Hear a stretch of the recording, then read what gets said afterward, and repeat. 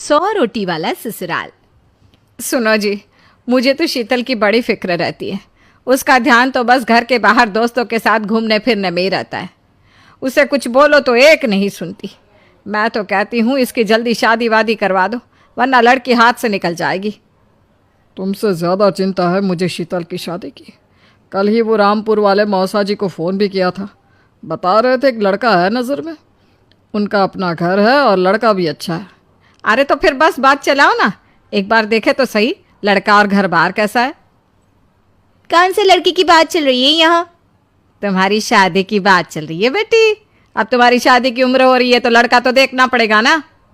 उफ़ो, मुझे अभी नहीं करनी शादी वादी। ये तो मेरे खेलने कूदने के दिन है। बहुत खेल कूद ली तुम। अब घर के काम धाम सीखने की कोशिश करो, समझी? ससुराल जाकर हमारी नाक मत कटवा देना। सब्जी काटनी तो आती नहीं इसको, तो नाक ही कटवाएगी। अरे मैं इसे शादी तक अच्छे से सब सिखा दूंगी। आप तो बस उस लड़के से इसकी शादी के बाद चलवाओ। कुछ दिनों बाद कुणाल और उसकी माँ शीतल को देखने घर आते हैं। कुणाल दिखने में बड़ा ही स्मार्ट होता है। शीतल तो उसे देखती ही रह जाती है। देखो जी, हमारी कोई डिमांड तो है नहीं, बस हम चाहते हैं कि लड़की घरेलू हो, घर के सारे कामकाज संभाल ले। अब आपके परिवार में तो बस 3 ही लोग हैं, पर हमारा तो खूब भरा पूरा परिवार है।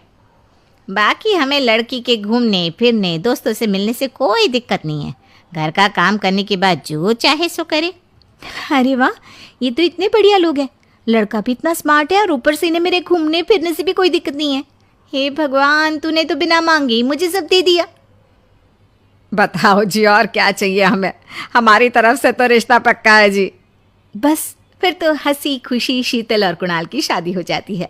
शीतल मन ही मन बड़ी खुश होती है और उसी खुशी के साथ वो अपने ससुराल में कदम रखती है।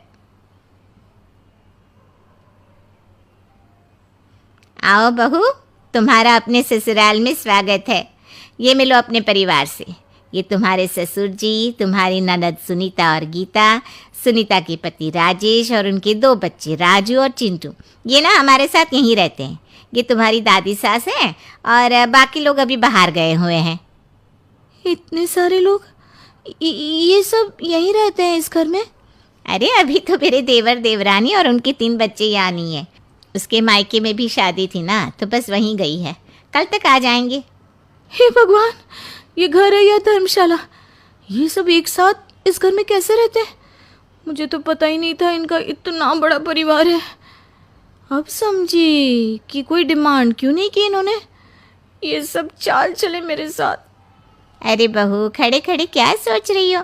चलो अपने कमरे में जाकर आराम करो। जी माँ जी। अगले दिन शीतल का ससुराल में पहला दिन होता है। शीतल रसोई में जाकर सबके लिए खीर बनाने लगती है। तभी उसकी ननद सुनीता आती है। अरे वाह भाभी, आज क्या बना रही हो? बस दीदी, आज वो पहली रसोई है ना, तो खीर बना रही थी। अरे भाभी, ये खीर वीर रहने दो। घर में 4 लोगों को शुगर है और कुछ लोग मीठा ही नहीं खाते। आप ना सीधा खाना ही बना दो। क्या फ़र्क पड़ता है, मीठा बने या नमकीन? बस बहू के हाथ की पहली रसोई होनी चाहिए ना। जी दीदी, तो फिर मैं खाना ही बना देती हूँ। आप बता दो खाने में क्या बनेगा? बस सिंपल सी कोई सब्जी बना दो, जैसे आलू गोभी या आलू मटर, और उसके साथ रोटियां सेक दो। हमारे परिवार में अब तुम्हें मिलाकर पूरे 20 लोग हो गए हैं। 15 बड़े और 5 बच्चे। बड़ों की 6-6 और बच्चों की 2-2 के हिसाब से रोटी बना देना। चलो मैं चलती हूँ, सब देख लेना। हाँ, बड़ों की 6-6 रोटी मतलब कि 15 लोगों की 90 रोटियाँ, और बच्चों की 2-2 रोटी मतलब 5 बच्चों की 10 रोटियाँ। 90 और 10 मतलब कुल मिलाकर 100 रोटियाँ। हाय, मैं तो मर गई। 100 रोटी अकेले कैसे बनाऊंगी? माँ, ये तुमने मेरी शादी कहाँ कर दी? शादी से पहले तो मैंने कभी 4 रोटी से ज़्यादा नहीं बनाई। शीतल एक बड़ी सी परात में 100 लोगों के हिसाब से आटा निकालती है और उसे गूंथना शुरू करती है। आटा गूंथते गूंथते शीतल के पसीने छूट जाते हैं। उसके बाद बारी आती है रोटी बनाने की। शीतल एक एक करके रोटी बनाना शुरू करती है और 10 रोटी बनाते ही अपनी कमर पकड़ लेती है। हाय, मैं मर गई। मेरी कमर टूट गई खड़े खड़े, और ऊपर से इतनी गर्मी। मैं 100 रोटियाँ कैसे बनाऊंगी? अरे भाभी, सब बाहर रोटियों का इंतजार कर रहे हैं। ज़रा जल्दी जल्दी रोटी सेक दो।